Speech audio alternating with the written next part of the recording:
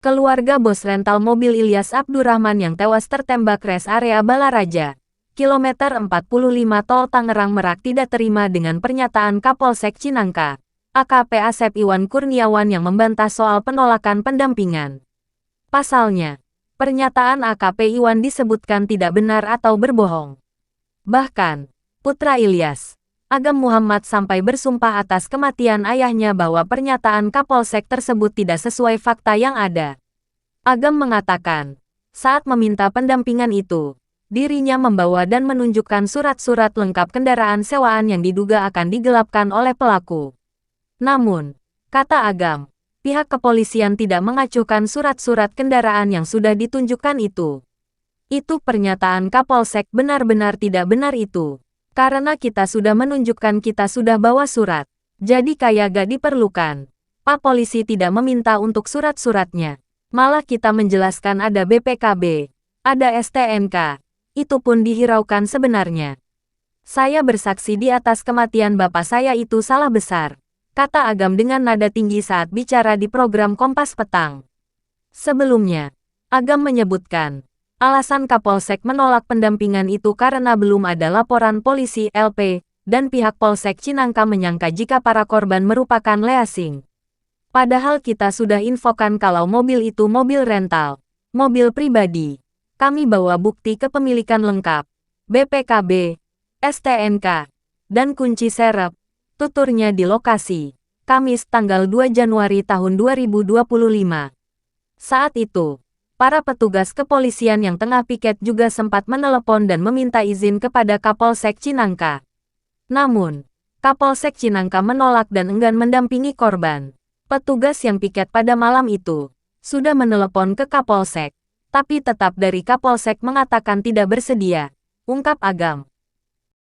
Diketahui bahwa polisi berhasil menangkap total 4 orang terduga pelaku yang terlibat kasus penembakan bos rental mobil tersebut. Namun, belum dirinci terkait kronologi penangkapan tersebut. Para pelaku masih akan diperiksa lebih dalam dan Polresta Tangerang akan mengungkap ke publik pada Senin, tanggal 6 Januari tahun 2025 mendatang.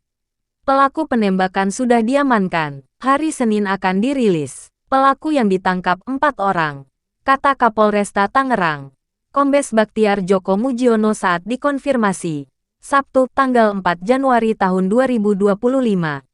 Sementara itu, Kasih Humas Polresta Tangerang, Ibda Purbawa menerangkan, 2 orang terduga pelaku yang ditangkap adalah pelaku penggelapan mobil.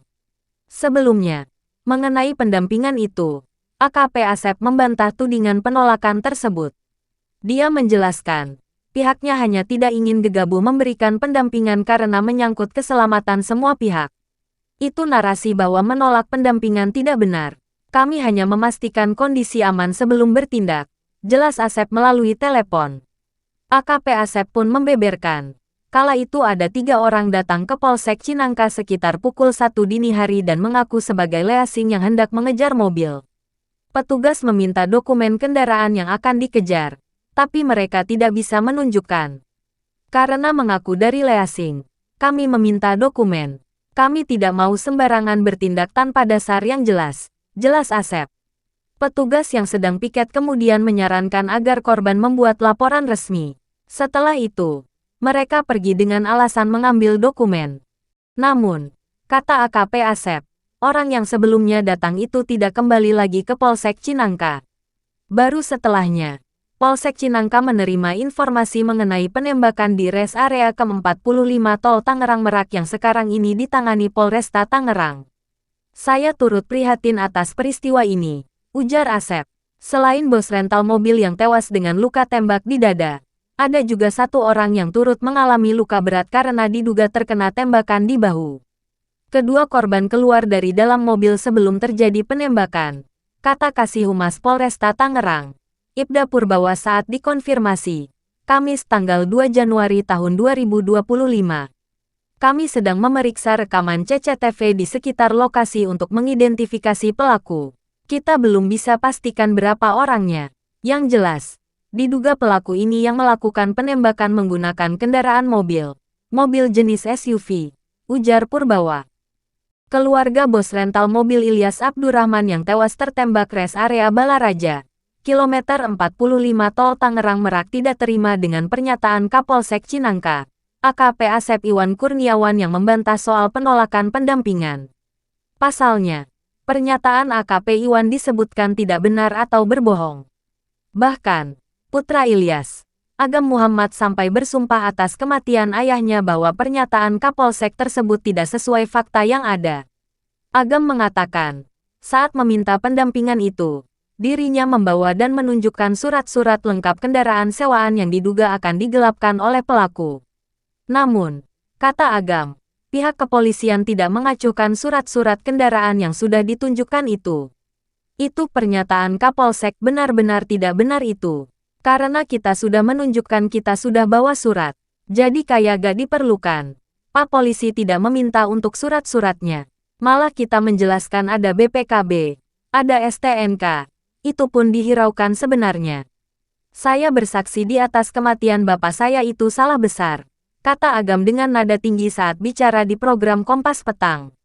Sebelumnya, Agam menyebutkan, alasan Kapolsek menolak pendampingan itu karena belum ada laporan polisi LP, dan pihak Polsek Cinangka menyangka jika para korban merupakan leasing.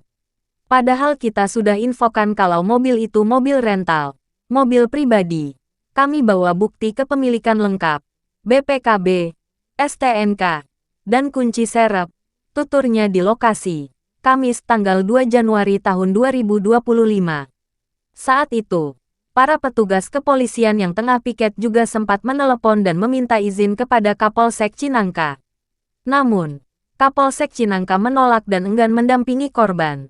Petugas yang piket pada malam itu sudah menelepon ke Kapolsek, tapi tetap dari Kapolsek mengatakan tidak bersedia, ungkap Agam. Namun, kata AKP Asep, orang yang sebelumnya datang itu tidak kembali lagi ke Polsek Cinangka.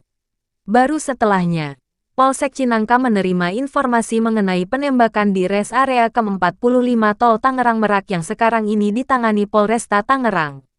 Saya turut prihatin atas peristiwa ini, ujar Asep.